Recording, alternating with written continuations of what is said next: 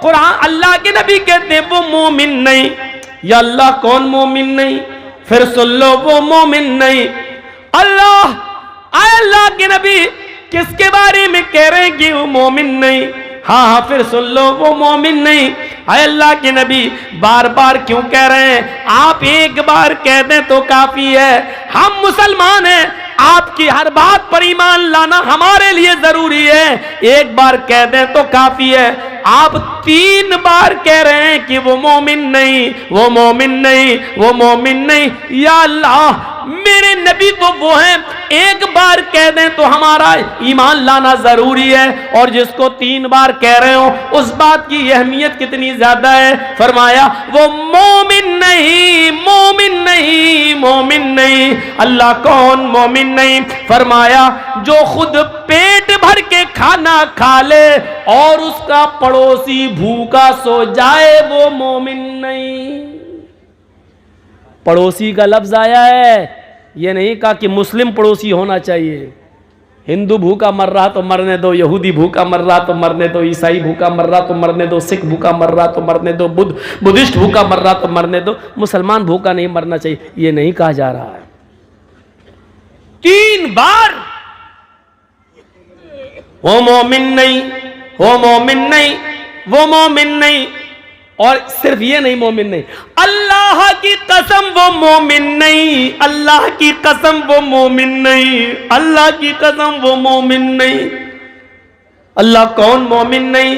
फरमाया वो मोमिन नहीं जो खुद पेट भर के खाना खा ले और जिसका पड़ोसी भूखा सो जाए। पढ़ो तहज्जुदें, कितनी पढ़ना है? हाजी साहब हज करके आए, 60, 70, 65 साल की उम्र हो गई, सऊदी अरब का रुमाल डाले हाथ, रात में उठ के वुजू बन, सजदों पे सजदे ठोके चले जा रहे। पड़ोसी भूखा सो गया बेचारा। आपकी जिम्मेदारी थी बिस्तर पर सोने से पहले आप अपनी बेटी को, आप अपनी बहन को, आप अपनी बीवी को पड़ोस में भेजते।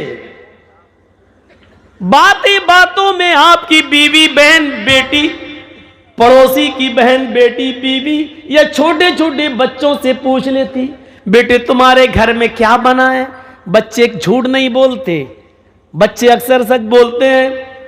आपकी बीवी, आपकी बहन की जिम्मेदारी थी कि छोटे छोटे बच्चों से, बड़े तो शर्मा भी जाएंगे, हमारे घर की पोल न खुले, छोटे छोटे बच्चों से पूछा जाए, बच्चों तुम्हारे घर में आज क्या बना है? देखो आज हमें भूख लगी है, हम खाना खाना चाहते हैं। इससे पता चलेगा उन बच्चों ने क्या खाया है, उन बच्चों ने क्या पिया है। ये तुम्हारी जिम्मेदारी थी। अल्लाह की कसम तू तहज्जुद पढ़ता रहा, अल्लाह की कसम रात में उठकर तू नफिल पे नफिल ठोंकता रहा, सजदों पे सजदे ठोंकते रहा, रुकू पे रुकू करता गया, और तेरा पड़ोसी भूखा सो गया, चाहे वो हिंदू हो या मुसलमान, सिख हो या ईसाई। काबे के रब की कसम तेरी तहज्जुद कबूल नहीं, तेरी इबादत कबूल नहीं, तेरी फर्ज और नफिल कबूल नहीं, क्योंकि अल्लाह के नबी ने कहा वो मोमिन नहीं, वो मोमिन नहीं, वो मोमिन नहीं। इंसानियत का इतना बड़ा दर्स। एक सहाबी थे, उनके घर में चूहे बहुत हो गए थे, तो किसी से उन्होंने मशवरा किया कि भाई मेरे घर में चूहे बहुत ज़्यादा हैं, क्या करें यार, कोई रास्ता बताओ। तो उन्होंने कहा बहुत आसान रास्ता, एक बिल्ली पाल लो। उन्होंने कहा यार ये तो बहुत आसान रास्ता है। वो एक बिल्ली ले आए, और जब बिल्ली ले आए तो उन्होंने पाल ली। दूसरे दिन चूहे भाग गए सब, कोई चूहा ही नहीं है। अब वो सोच रहे हैं कि यार मेरी बिल्ली ने तो एक भी चूहा नहीं खाया है, चूहे तो रोज आते थे, मेरे कपड़े काट जाते थे, ये कर जाते थे, वो कर जाते थे, और बिल्ली ने एक भी चूहा नहीं खाया, ना मारा, चूहे भाग कहां गए। दूसरे दिन उन्होंने बिल्ली खत्म कर दी, भले मारी नहीं है, बिल्ली को छोड़ दिया, चली गई। किसी ने पूछा कि तुमने बिल्ली, चूहे फिर आ गए। पूछा कि भाई तुम तो बिल्ली ले आए थे, फिर क्या हुआ? कहा मैं बिल्ली ले आया था, बिल्ली ने एक भी चूहा मारा नहीं, चूहे भाग गए। बिल्ली को फिर मैंने इसलिए घर में नहीं पाला क्योंकि मेरे चूहे भागकर पड़ोसी के यहां चले गए थे।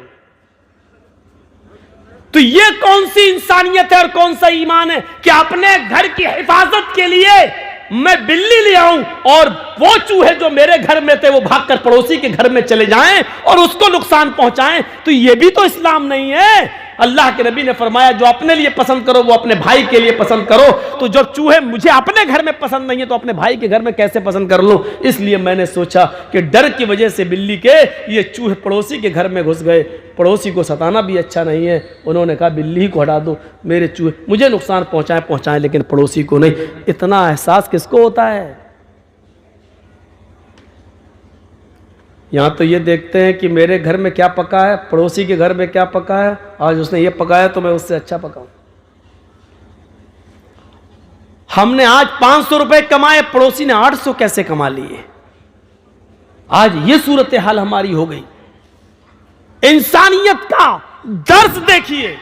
अल्लाह के नबी फरमाते हैं मोमिन नहीं।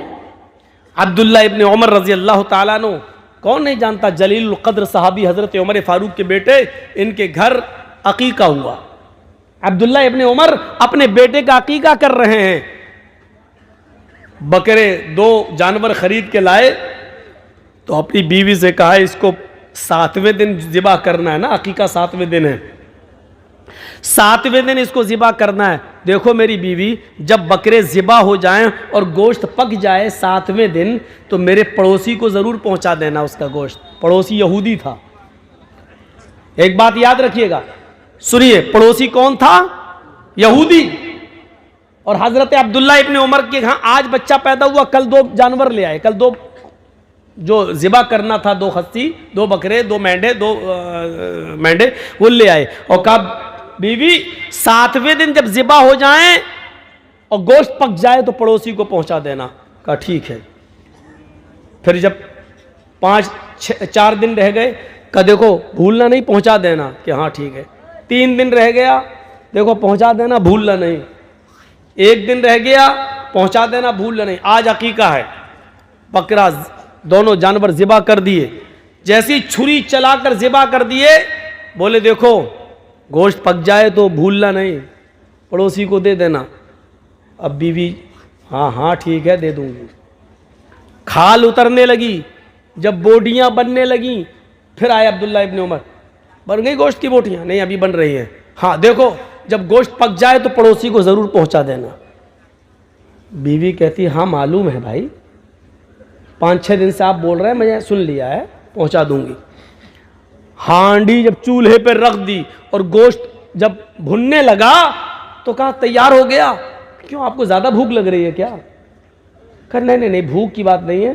फिर कहा मैं ये देख रहा हूं कि कब पकेगा, मेरे पड़ोसी को। बीवी को अब बहुत गुस्सा आ गया। कोई बात बार बार कही जाए तो आदमी पक जाता है। एक मुझे याद है, ये कोई आदमी मुझे एयरपोर्ट पे से लेने गए और लेके आए, मौलाना साहब हमारे यहाँ के हालात बहुत ख़राब हैं, ज़रा संभल के बोलना, ऐसा मत बोलना। मैंने कहा ठीक है भाई, याद रखूँगा।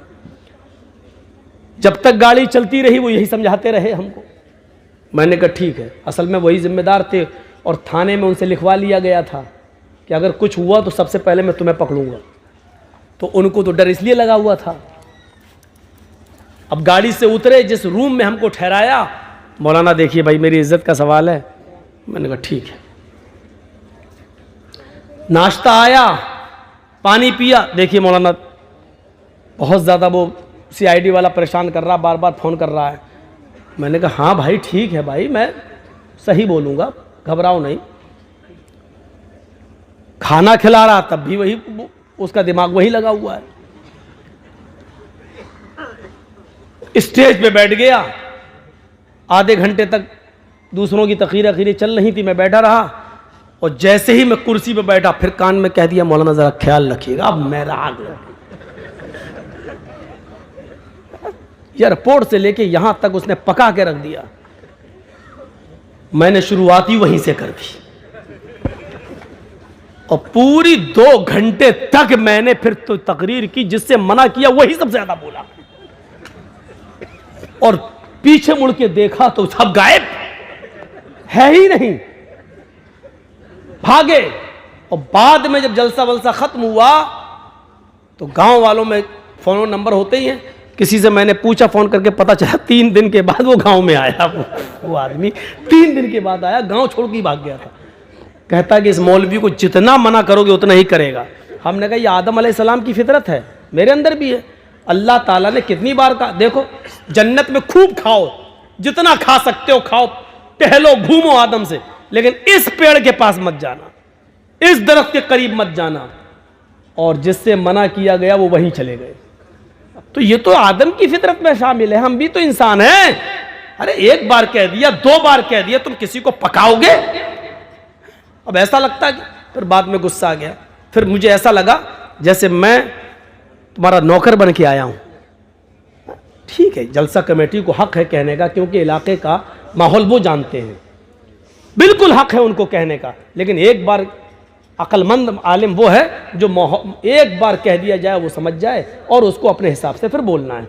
लेकिन एयरपोर्ट से लेकर घर तक, खाना खिलाने तक, नाश्ते तक, पानी चाय लाओ, तब भी, यहां तक कि जब बोलने जा रहा तब भी कान में, मौलाना साहब बहुत हसास इलाका है, बहुत खतरनाक माहौल है, जरा सही से बोलिएगा, बड़ी मुश्किल से परमिशन मिली। चुप रहो यार, दिमाग पका के रख दिया। फिर हम वहीं से बोलना शुरू कर। तो बीवी को बार बार कहा, जानवर लाए तो कहा, 6 दिन पहले कहा, 5 दिन पहले कहा, 4 दिन, 3 दिन, 2 दिन, 1 दिन, ज़िबा हो गया उस दिन भी, बोटियां बन रही उस दिन भी। जब चूल्हे पे पकने लगा तो कहा ज्यादा भूख लग रही है आपको? कहा मुझे नहीं पक रही, हमें पड़ोसी की फिक्र है। अरे मैंने सुन लिया, बार बार पड़ोसी पड़ोसी। अरे मुझे मालूम है, पकने तो दो, ऐसी दे दूं कच्चा क्या? अरे मेरी बीवी मुझ पर क्यों बरस रही हो?